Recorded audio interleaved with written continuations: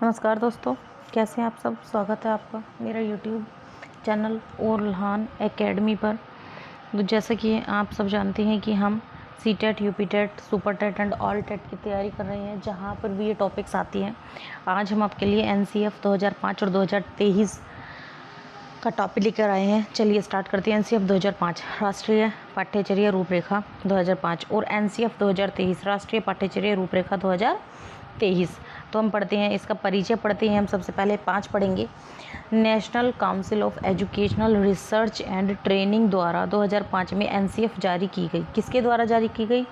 National council of education research and training, इसका नाम short में NCERT के द्वारा 2005 में NCF जारी की गई। ठीक है, ये बात हमें याद रखनी है क्योंकि ये आपका एग्ज़ाम में आने वाला क्वेश्चन है। अब हम आगे चलते हैं। इसके अध्यक्ष कौन थे? यशपाल। इसके मुख्य विचार क्या थे? बिना बोझ के शिक्षा, बिना बोझ के या बिना बोझ के अधिगम, लर्निंग विदाउट बर्डन। इस एक चीज़ में से आपके 3 से 4 क्वेश्चन बन सकते हैं। सिर्फ आपको ये चीज़ याद रखनी है कि एनसीएफ 2005 का मुख्य विचार था बिना बोझ के अधिगम या शिक्षा बिना बोझ के, learning without burden, learning without burden. आप इसको सिर्फ याद रखिएगा क्योंकि इस चीज़ में से आपका क्वेश्चन जरूर आता है एनसीएफ में से। एनसीएफ 2005 के प्रमुख सिद्धांत: बाल केंद्रित शिक्षा। बाल केंद्रित शिक्षा, बच्चा शिक्षा का केंद्र है। शिक्षक मार्गदर्शक की भूमिका निभाता है। रटने की प्रवृत्ति का विरोध, समझ आधारित अधिगम पर बल दिया गया है। एनसीएफ 2005 में कहा गया है कि चीज़ों को रटना नहीं है, उनको समझना है। तो कहा गया है रटने की प्रवृत्ति का विरोध, समझ आधारित अधिगम पर बल। निर्माणवाद, बच्चा स्वयं ज्ञान का निर्माण करता है। बच्चा स्वयं ज्ञान का निर्माण करता है। ओके। अब 4 है गतिविधि आधारित शिक्षण। गतिविधि आधारित शिक्षण यानी कि करके सीखना। बच्चा कुछ एक्टिविटी के द्वारा कुछ ना कुछ सीखता रहता है। मातृभाषा का महत्व, प्रारंभिक शिक्षा मातृभाषा में। जी हाँ, जो बच्चा छोटा होता है, play way, nursery, KG, first, इन सब में आप मातृभाषा में ही बच्चे को समझाएंगे, सिखाएंगे, क्योंकि बच्चा मातृभाषा में अच्छा सीखता है। सतत एवं व्यापक मूल्यांकन यानी कि CCE, समावेशी शिक्षा।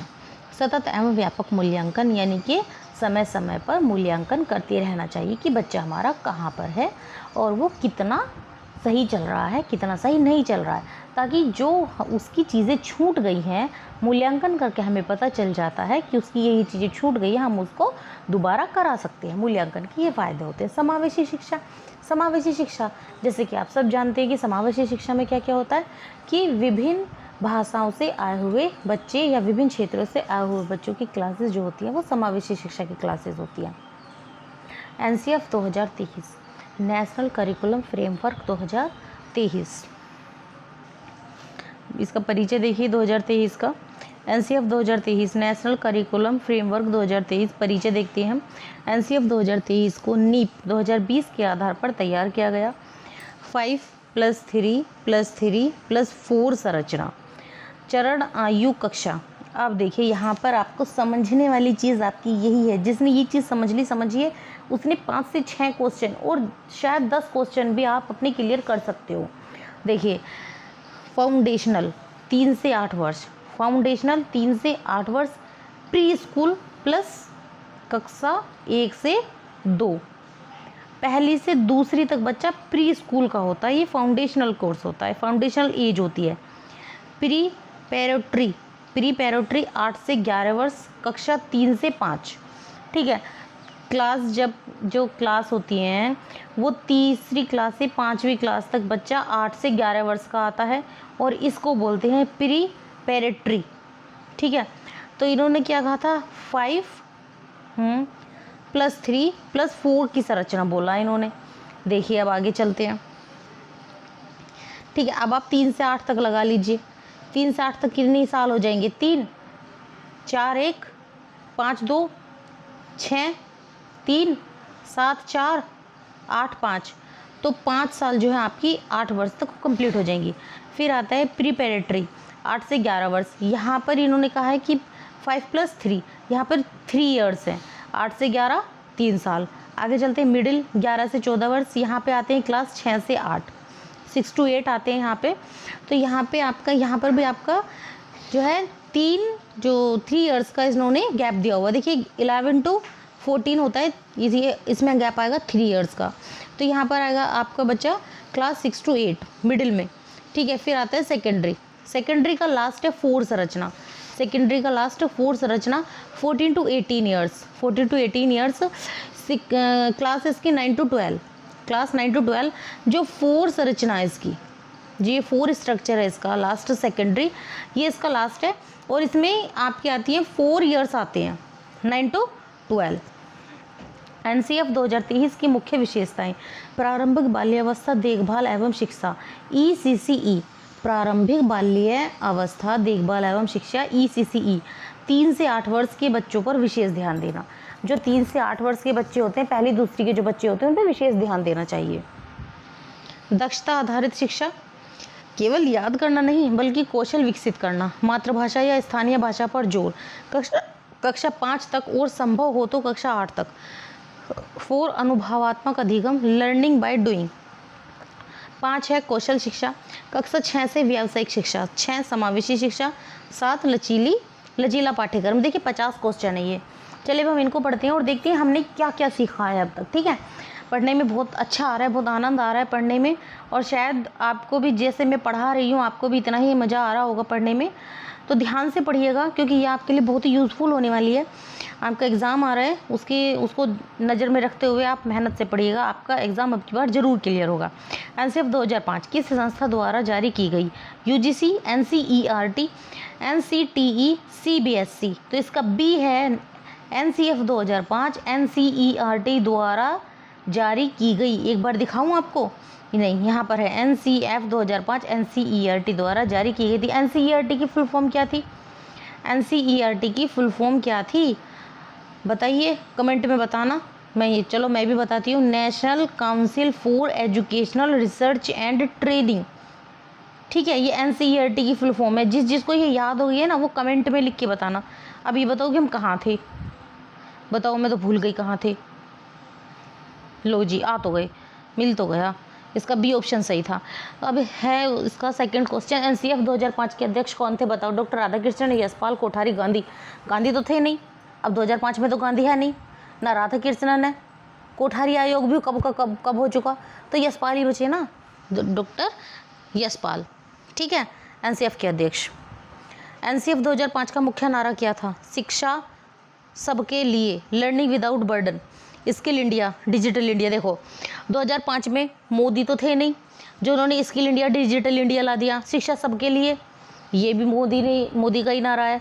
तो अब क्या बचा? लर्निंग विदाउट बर्डन बचा। 2005 में आया ये तो कॉमन सेंस वाली बात है। अपना कहते हैं ना, दिमाग के सारे पुर्जे खोल के बैठना, क्योंकि अगर एक भी पुर्जा बंद रह गया ना तो पेपर में आप गलत करके आओगे। इसलिए दिमाग के सारे पुर्जे खोल के बैठना पेपर में। अपनी कहते हैं ना, अपनी नज़रें ना यत्र तत्र सर्वत्र रखो अब इन 2-3 महीनों में, ताकि आपका पेपर भाई साहब क्लियर हो जाए और सब देखते रह जाएं कि हाँ भाई पढ़ाई हो तो ऐसी। एनसीएफ 2023 किस नीति पर आधारित है? NPE 1986, RTE 2009, NEP 2020, SSA नहीं, इसका C ऑप्शन है NEP 2020। 2023 किस पर आधारित है? 2020 पे। नीप 2020 में कौन सी संरचना अपनाई गई? 10+2, 5+3+3+4, 8+4, 6+3+3। देखो आप पढ़े लिखे हो, आपको पता है कि कौन सी अपनाई गई थी। 10+2 का कोई ऑप्शन नहीं है, 8+4 का भी नहीं है, इसका B ऑप्शन सही है, 5+3+3+4। फाउंडेशनल स्टेज की आयु क्या है? फाउंडेशनल एज 3 से 8 ईयर्स। शायद कुछ बच्चों को याद भी आ गया होगा। फाउंडेशन एज में हमने क्या पढ़ा है? 5 साल का गैप है। 5 साल का गैप कहाँ है? 3 से 8 वर्ष। तो इसका A ऑप्शन सही है। चलिए स्टार्ट करते हैं। प्रीपेरेटरी स्टेज किस कक्षा तक है? 1 से 2, 3 से 5। देखिए एक जो पहली दूसरी है वो फाउंडेशनल स्टेज है, लेकिन प्रीपेरेटरी 3 से 5 है।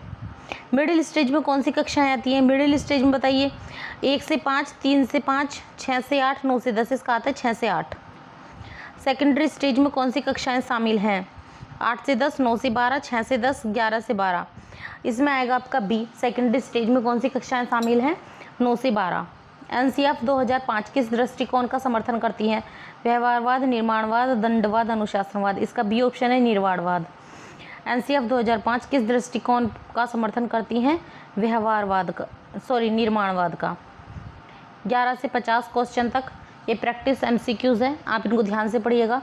इसमें से आपको जरूर मिलेगा क्वेश्चन, आपको पेपर में ज़रूर मिलेगा अगर आप ध्यान से पढ़ेंगे। अपने सारे अपने सारे पुर्जे खोल के पढ़ो। Learning without burden NCF 2005, NCF 2023 आधारित है एनईपी 2020 पर। सीसीई का पूर्ण रूप early childhood care and education. Foundational stage 3 से 8 वर्ष, प्रिपैरेटरी स्टेज 8 से 11 वर्ष, मिडिल स्टेज 11 से 14 वर्ष, सेकेंडरी स्टेज 14 से 18 वर्ष। मातृभाषा पर जोर एनसीएफ 2005 और 2023 दोनों। निर्माणवाद एनसीएफ 2005, दक्षता आधारित शिक्षा एनसीएफ 2023, कौशल आधारित शिक्षा एनसीएफ 2023, समावेशी शिक्षा दोनों में। बाल केंद्रित शिक्षा एनसीएफ 2005, अनुभवात्मक अधिगम एनसीएफ 2023, करके सीखना लर्निंग बाय डूइंग, शिक्षक की भूमिका सुविधादाता, रटने का विरोध एनसीएफ 2005, समझ आधारित अधिगम NCF 2005, competency based learning NCF 2023, vocational education NCF 2023, CCE NCF 2005, स्थानीय भाषा एनसीएफ 2023, ज्ञान का निर्माणवाद, बालक सक्रिय शिक्षार्थी एनसीएफ 2005, बहुभाषिकता एनसीएफ 2023, अनुभव आधारित शिक्षा एनसीएफ 2023, लोकतांत्रिक मूल्य एनसीएफ 2005, गतिविधि आधारित शिक्षण एनसीएफ 2005, सीखने का केंद्र बालक, शिक्षक क्या है मार्गदर्शक, परीक्षा सुधार दोनों में, समग्र विकास दोनों में, मूल्य आधारित शिक्षा दोनों में, रचनात्मकता का विकास दोनों में, अधिगम को आनंददायक बनाना दोनों में। आप सोचो ये दोनों में क्या है? एनसीएफ 2005 और 2023 पढ़ रहे हैं हम, ठीक है, 2005 और 2023 ही पढ़ रहे हैं ना, तो इसी के बारे में हम बात कर रहे हैं। तो दोनों में इसीलिए आ रहा है ये। अब आगे चलते हैं। अधिगम को आनंदमय बनाना दोनों में। नीप 2020 का पाठ्यचर्या ढांचा एनसीएफ 2023, एनसीएफ 2005 की सबसे प्रसिद्ध अवधारणा लर्निंग विदाउट बर्डन, एनसीएफ 2023 की सबसे प्रसिद्ध अवधारणा 5+3+3+4। सीटेट में एनसीएफ से प्रश्न किस विषय में अधिक आते हैं? सुन लीजिए, बाल विकास एवं शिक्षा शास्त्र यानी सीडीपी पर। एनसीएफ का मुख्य उद्देश्य गुणवत्तापूर्ण, बाल केंद्रित, समावेशी शिक्षा प्रदान करना। ये देखिए कुछ महत्वपूर्ण चीज़ मैं आपको बताऊंगी जो आप ध्यान से पढ़िएगा। देखिए जो मैं आपको चीज़ बता रही हूँ इन टॉपिक्स पर ना परीक्षा में जरूर आता है, लगभग हर परीक्षा में पूछा जाता है। यशपाल समिति एनसीएफ 2005 में, लर्निंग विदाउट बर्डन, कंस्ट्रक्टिविज्म, निर्माणवाद, नीप 2020 आधारित एनसीएफ 2023 एनसीएफ जो है वो नीप 2020 पर आधारित है। 5+3+3+4 संरचना है। सीसीई क्या है? कंपिटेंसी बेस्ड लर्निंग, मातृभाषा में शिक्षण, समावेशी शिक्षा, बाल केंद्रित शिक्षा। इन चीज़ों पर आपके लिए क्वेश्चन जरूर आता है, तो आप इन चीज़ों को भी ध्यान से पढ़िएगा। आगे हम मिलते हैं बाकी नई वीडियो में। जब तक आप मेरे चैनल को सब्सक्राइब कीजिएगा। जो मेरे चैनल पर नए हैं वो प्लीज़ मेरे चैनल को सब्सक्राइब करें और लाइक करें एंड शेयर करें।